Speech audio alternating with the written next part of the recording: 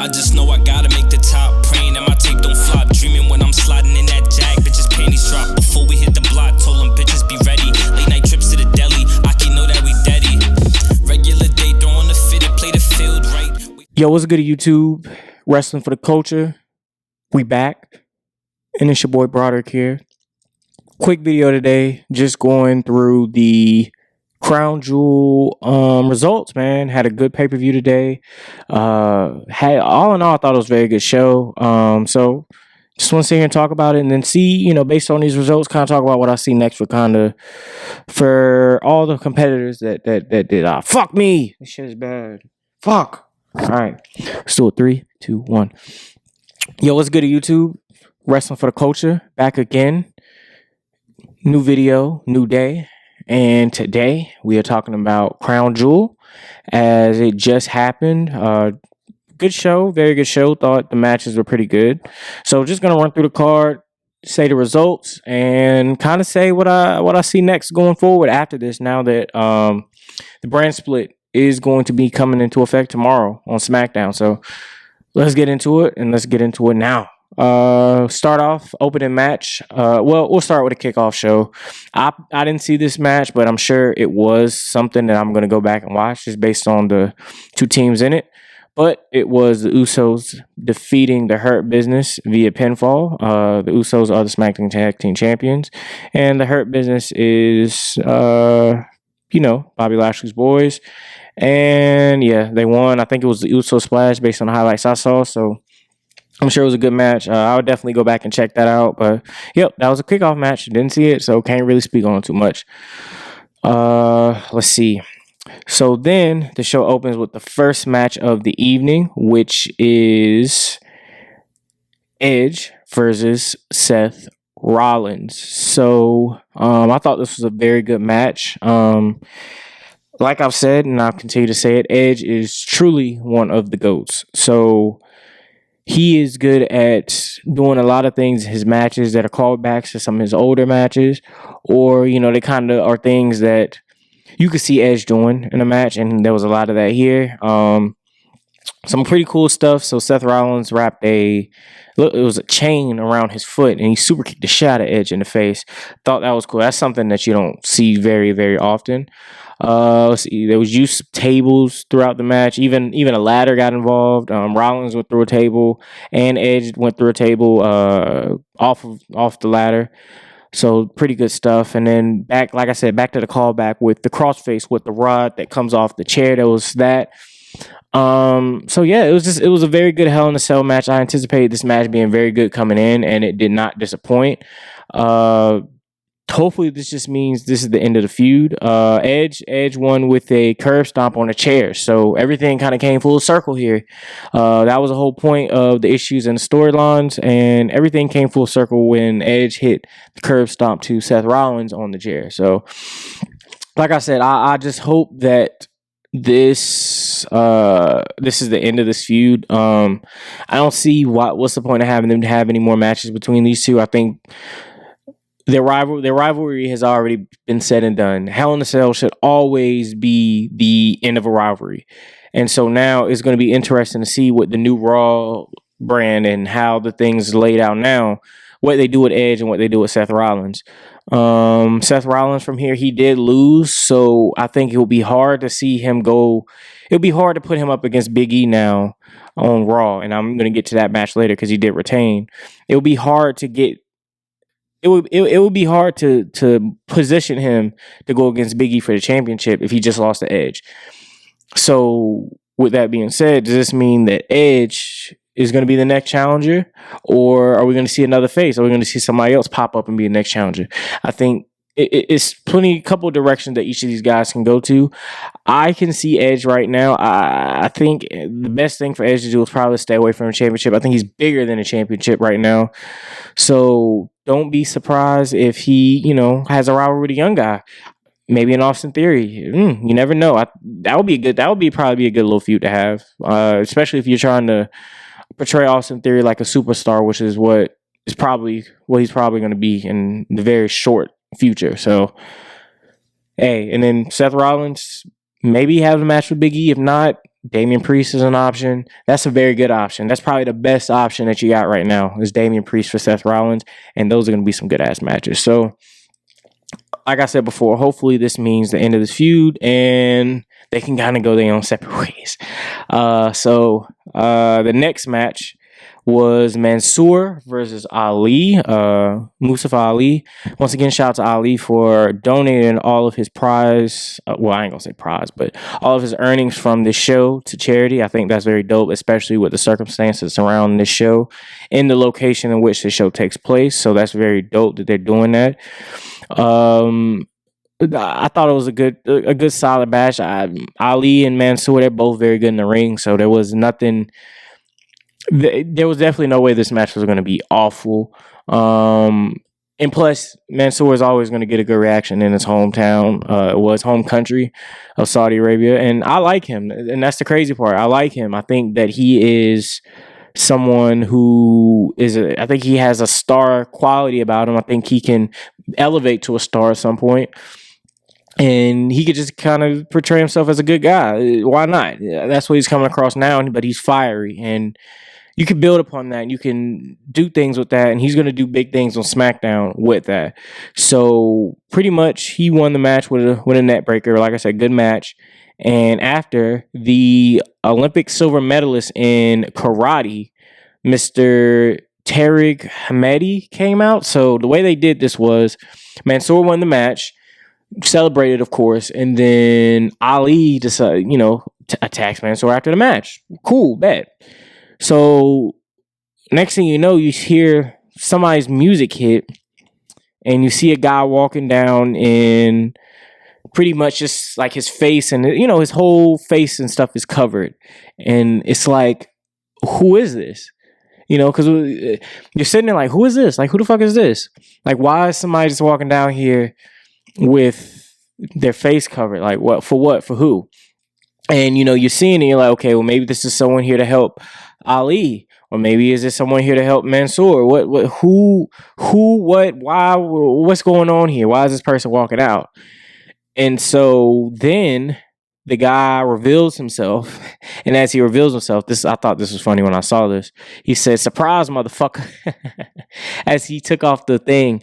And it turns out it was Tariq Hamedi, who is a silver medalist from the 2021 Olympics in karate. So for people that may have missed it during the Olympics, he won a silver medal after kicking and knocking out a guy in the gold medal bout.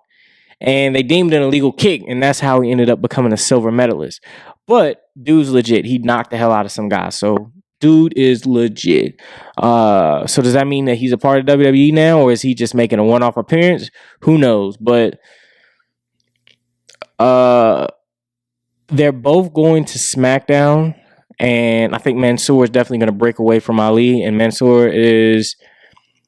He's gonna definitely be in that Intercontinental Championship mix. I can see him being that, and I can see them building upon him a little bit more as a star. I think he has potential. He has potential. He shows pretty good skills in the ring, and on the mic the other night he impressed me, and I think he impressed some other people. So let's give him a shot. Let's give him a chance. Hopefully Ali doesn't get lost in the shuffle, but it seems that's always what happens to him. Is he always end up getting lost, and especially being on SmackDown, that's probably where he's going to be. He's probably going to get lost, and I feel bad for the guy, but comes with it, man. Comes with territory sometimes, but great match all in all.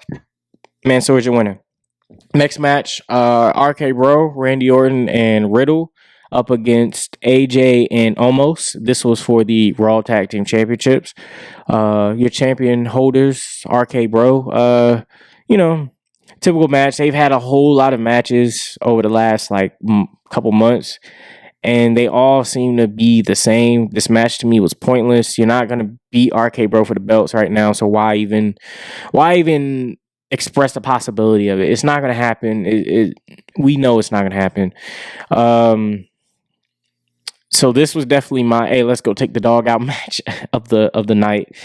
So I like I said, I didn't really see it, can't really speak on it. What little I did see was good, but once again, if you wrestle every other week, after a while it gets stale And all your matches are going to end up being the same. There's really not much you can do to change or impress me. So RK Bro got the win. They're still the champs. I'm sure Randy Orton won with an RKO. Plain and simple. So your winners, RK Bro, still Raw Tag Team Champions. The next match is the Queen's Crown Tournament Final, or as I like to just call it, the Queen of the Ring Final. And it took place between Zelina Vega and Doudrop. So the match was pretty good. Zelina Vega won with a like a roll up, I guess you could say. Some sort of like quick pin type thing. Like I said, it was a good match. I'm glad that Zelina Vega got the Queen's Crown win. I think she's going to do good things with that. I know on the last podcast I may have been a little hard on her or whatever about the Twitch thing, but I'm just happy that a woman of color won this tournament. And she's talented. Hopefully this gives her something that she can sink her teeth into, and she won't lose all the time. And that's really it. This tournament is meant to create someone, same way as Money in the Bank, same way as the Royal Rumble. And if it's done properly and with someone that can carry that and gives them something to do and actually to fit their potential, it can work. And Zelina Vega, to me, it can work with her. She can talk. She's pretty good in the ring. And she has an attitude that can come across well with the Queen's crown on. So I'm happy. I'm excited. I'm glad that she won. Good match, like I said. Your queen, Zelina Vega. And I need to stop doing that little laugh after every time after I finish the match. That's just me being stupid. Next match was the dreaded Bobby Lashley versus Goldberg match, which was contested with no holds barred. I mean, what can I say? This was a typical Goldberg match. Awful. This match wasn't good to me. Goldberg really has no business being in the ring at this point. I get it. He's trying to. I get why he's a big star. He's a big name. He's someone whose name holds value, but it's just like he adds no value. He adds no real value to the product at all. He holds no real value to the product, but somehow he gets treated every single time like he does, only because he gets a few cheers or because he's an old name. He looks like somebody's cool uncle, and I just can't take him seriously as a force within the sport anymore. I can't do it. And for him to beat someone like Bobby Lashley, so pretty much no holds barred, typical stuff. Did some spears through a table, chair shot, typical no holds barred shit. Goldberg took off his gloves and I think was trying to be a little more menacing with his fist, trying to get at Bobby Lashley more with his fist during the match. And then at one point, Bobby was trying to go up the ramp, and I guess you could say run away. But he was walking up the ramp trying to get away from him. And of course, the Hurt Business come out with kendo sticks, but Mr. Goldberg can just, snatch it from them motherfuckers and just be on his way. That motherfucker is Superman. You ain't got to worry about him doing nothing but just snatching shits and being on his way. Of course, the Hurt Business looks shitty once again, which I absolutely hate because the Hurt Business is money. The Hurt Business is money. Especially Cedric Alexander, man. Stop sleeping on Cedric Alexander, bro. He deserves so much more than what he's getting. I know he's getting big spots with bigger name people on the card, but man, he should be doing so much more than the Hurt Business. Or I ain't gonna say more than the Hurt Business, but within the Hurt Business, because the Hurt Business should be a collective. However, if you're gonna treat the Hurt Business like shit, then please don't just split them up and let them do their own thing, and let Cedric Alexander fly, let Bobby fly, let Shelton be what you want Shelton to be, but please don't quit treating them like shit, man. Quit treating them like a less than team, because I hated the fact that Bill Goldberg was able to get through all three, and that was it. But pretty much, the ending to the match was Bill Goldberg spearing Bobby Lashley off the stage onto some tables. I've never really seen Goldberg do anything like that. So that I guess that is something that is cool. I've never really seen him or Bobby. Well, I've seen Bobby Lashley do some stuff like that, but I've never seen Goldberg do it. So I guess that was a different type of finish for him. But the thing about it was it had Bobby Lashley stand up and walk back. So hopefully that means that Bobby's going to stay strong, but more importantly, I just hope that they maybe take him off TV for a little bit. Why not? Take him off TV. MVP's not there. Why not take him off TV for a little bit? It's not going to hurt anything. It's going to allow him to be missed and allow his character to be refreshed a little bit if you want to do that and let him come back stronger. Why not build? If Raw right now, it's kind of hard to say who's really going to be built to face Big E at WrestleMania. Because I do believe Big E is going to hold that belt until WrestleMania at least. It's really now just about who can you build up as a worthy opponent for him? Who can you build up now as someone who you think will do good against Big E? And who can draw money with Big E as within that main event? And Bobby Lashley can be that guy. However, he just needs a little time off, a little time we need to miss you. We can't miss you if you're always around. So give him a little time. Let him come back about the Rumble. Maybe even win it. Why not? And let him go on to WrestleMania because I think that's where the money is at for me personally. So Bill Goldberg is your winner. He's going to be away. You will see him again during WrestleMania. Don't know if I want to see him at WrestleMania, but I know we're going to because he's contractually obligated, like a lot of the old Tommies. Stinks. Don't really want to talk about it anymore. So Bill Goldberg is your winner, and yeah, that's all I can say, man. Wasn't a good match, but no fault of Bobby Lashley's. So the next match, great match, the King of the Ring final, which was Xavier Woods and Finn Balor. This was an excellent match. Enjoyed everything about it. And the person that should have won this. All hail King Xavier Woods. He won with a springboard elbow drop. Very excited for him. Very happy for him. I'm glad that he's getting something to run with now. You saw Kofi get the WWE Championship. You've seen Kofi get the championship. You've seen Big E now. He's now the WWE Champion. So giving Xavier Woods the King of the Ring, that gives him something to do. And now all three of them have something that they can hold as an accolade for outside of the WWE, or not outside of WWE, but outside of the New Day collective. And you need that so they can stack up historically, as far as statistically wise, against some of the other factions that people are going to try to put them in the same. People are putting them in the same category as. So you're talking Shield, you're talking Four Horsemen, you're talking DX, NWO, you're talking factions like that. This adds to that. I enjoy this. I love this, and they did the right thing. Xavier Woods is your king, and I think now I'm curious to see where they're going to go to Xavier Woods. I've read some things. And I've kind of seen some things that have indicated maybe Xavier Woods is going to get a shot against Roman. Why not? Why not? Why not? Roman's beat everybody else. You need a makeshift opponent for him until maybe the Royal Rumble. Throw a bone, Xavier Woods. Why not?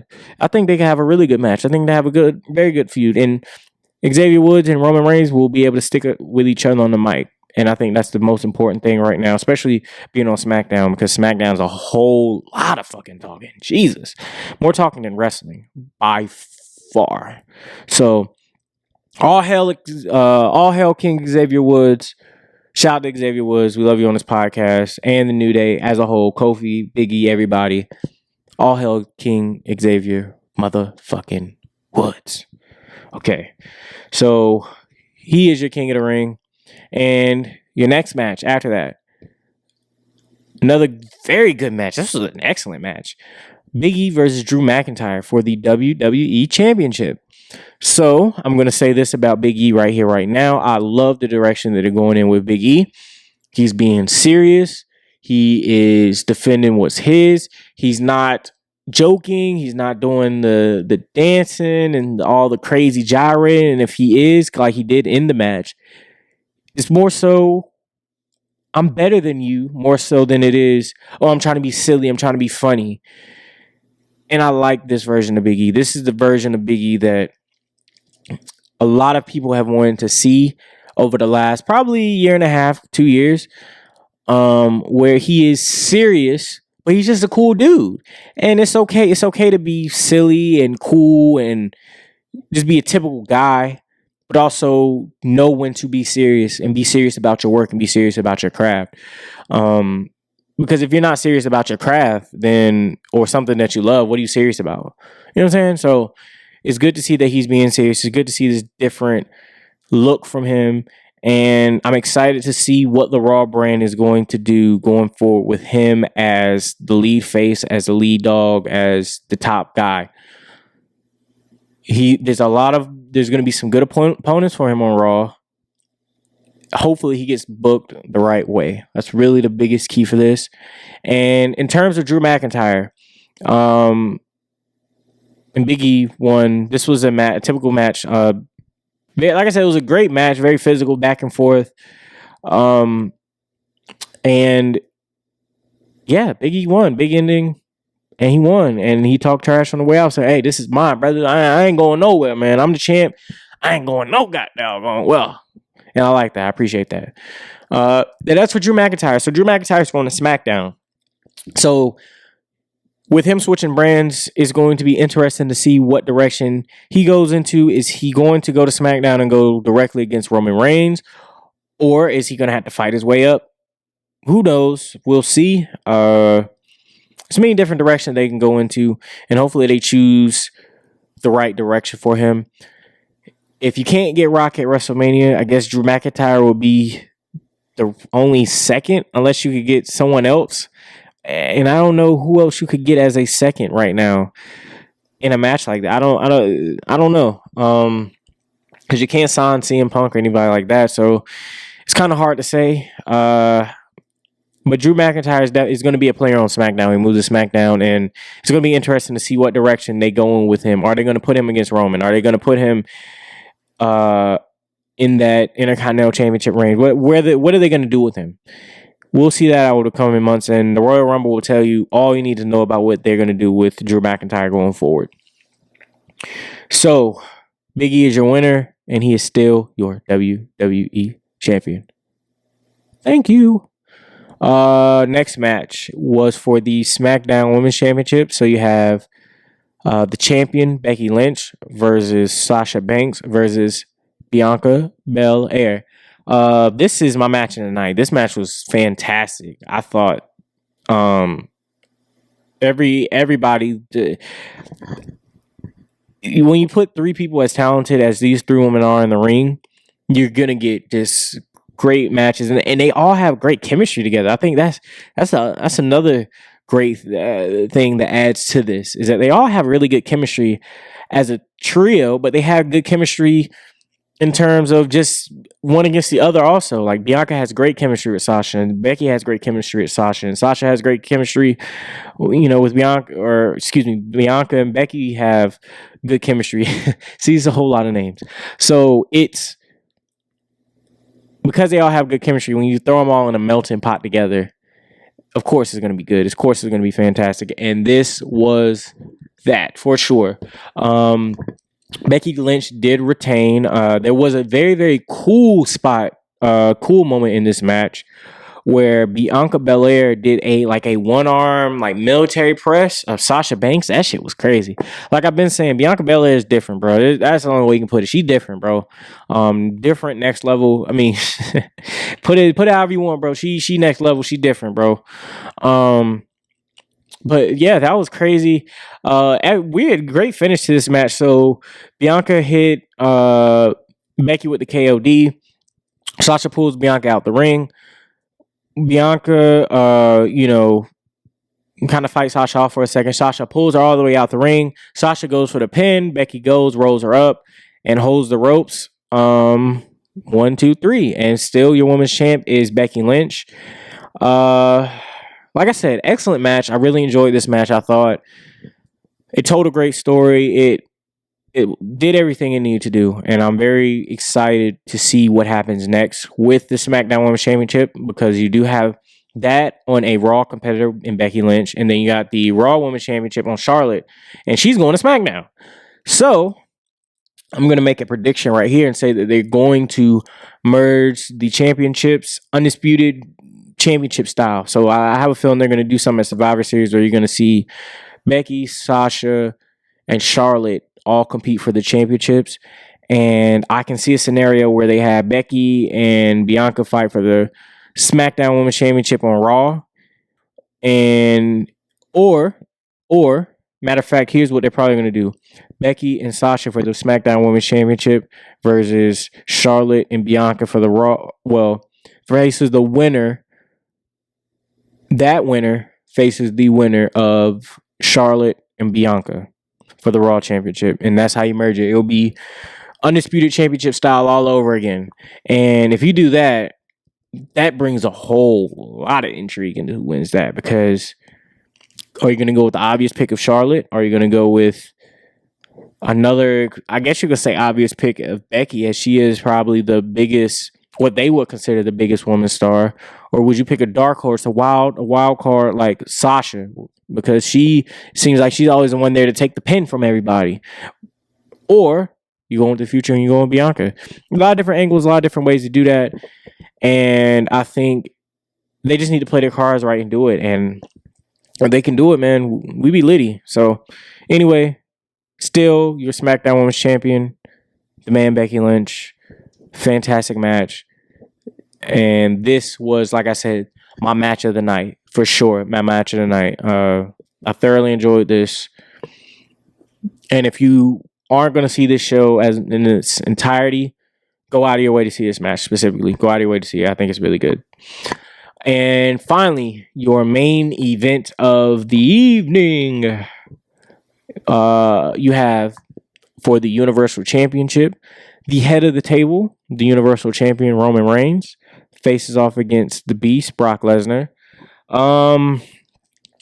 So the story, I love the story. I love the build up, the lead into this.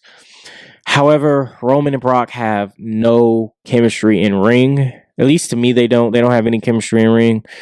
I don't think they've had like a great match yet. They've had decent ones. They've had pretty good ones, but nothing great. And for them to get this rivalry treatment like they do, they haven't had a great match. They haven't had a classic match. And that's kind of odd to me that they could have this sort of trilogy-like rivalry, which you see, and they never had a great match together. So, I don't know. But I thought the ending was creative. So, pretty much the ref goes down. The ref dies. Flatlines. And Paul Heyman throws the Universal Championship in the ring.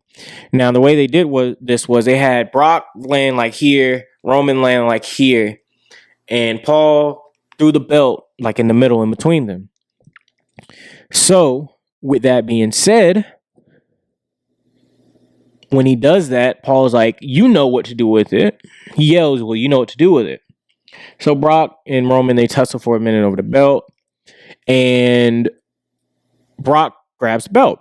And that's when you see the Usos come out from under the ring, super kick Brock in the face.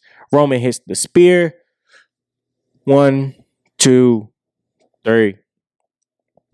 And the winner is Roman Reigns. Like I said, the finish was creative, but the match itself, I wasn't feeling too much. I just don't think Brock and Roman have chemistry in the ring, and it's fine. You know, it happens sometimes. You don't always have a great match. You don't always have a good, decent match, but the finish, the story makes up for it. The finish makes up for it, and hopefully, this isn't the end of this feud. This is far from over.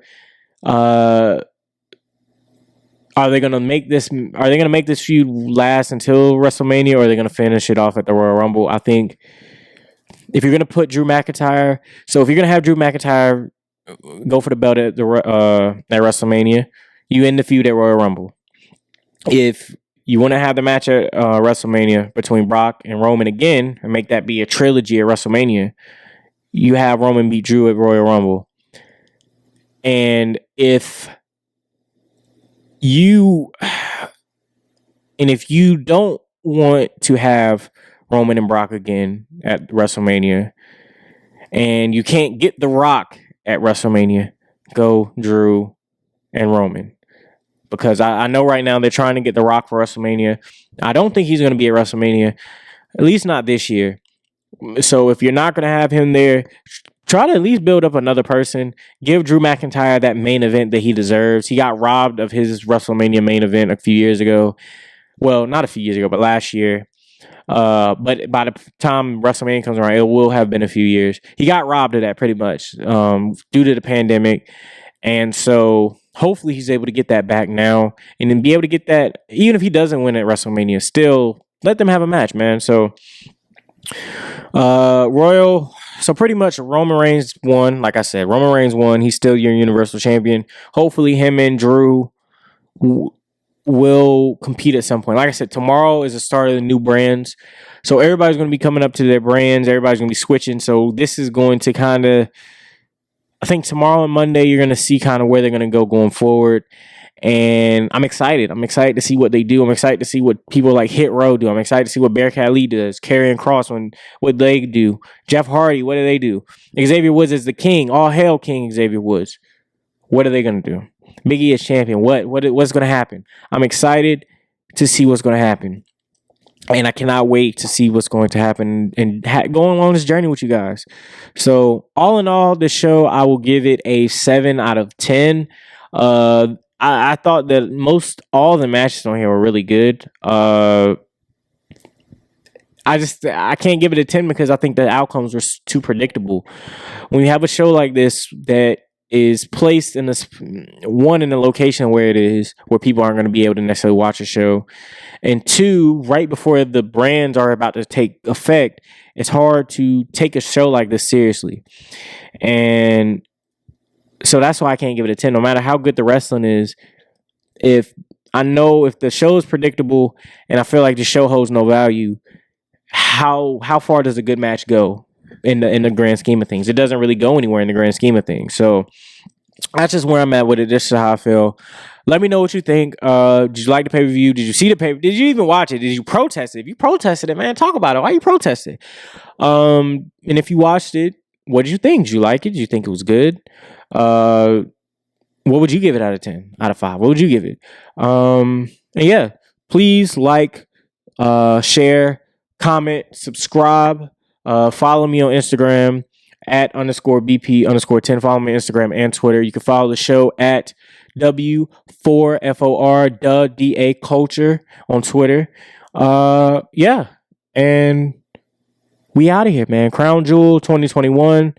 Good show. But unmotherfucking necessary. We out of here, guys. Peace and love, everyone. And I'll check you guys in a few days.